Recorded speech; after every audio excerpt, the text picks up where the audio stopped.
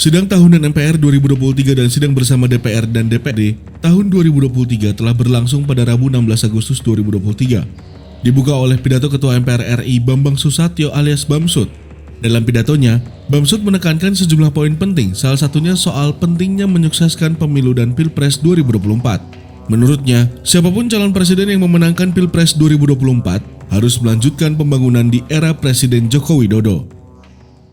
Lebih dari itu, kita berharap siapapun nantinya yang akan terpilih hendaknya meneruskan tongkat estafet kepembangunan nasional, konsisten untuk mengambil langkah-langkah positif dan melanjutkan apa yang telah dimulai oleh para pemimpin sebelumnya.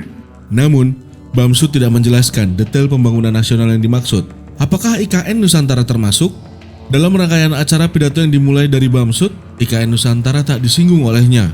Padahal, di pidato tahun lalu, Bamsud menyampaikan pandangan MPR soal IKN. Selanjutnya, Ketua DPD Lanyala juga tak menyinggung IKN di pidatonya, pun diikuti oleh pidato Presiden Joko Widodo. Dia lebih banyak membicarakan terkait politik dan menyampaikan curahan hatinya selama menjabat sebagai Presiden RI. Padahal, pembangunan sejumlah proyek infrastruktur masih menjadi prioritas pemerintahan Jokowi dalam kebijakan penganggaran tahun 2024. Pasalnya, di ujung pemerintahan Jokowi, pembangunan IKN hingga percepatan sejumlah proyek strategis nasional gencar dilakukan. Seiring dengan hal tersebut, anggaran infrastruktur di bawah Kementerian Pekerjaan Umum dan Perumahan Rakyat atau PUPR diproyeksikan meningkat. Kementerian PUPR akan mendapat pagu anggaran Rp138,39 triliun pada 2024. Angka tersebut naik 11% jika dibandingkan dengan anggaran Kementerian PUPR pada 2023, yaitu Rp125,22 triliun. Sementara itu, Indonesia menjadi kata yang paling banyak diucapkan Presiden Jokowi dalam pidato kenegaraannya tahun ini. Kata-kata lain yang berulang kali disebut diantaranya adalah hilirisasi, lurah, energi, hingga kerja.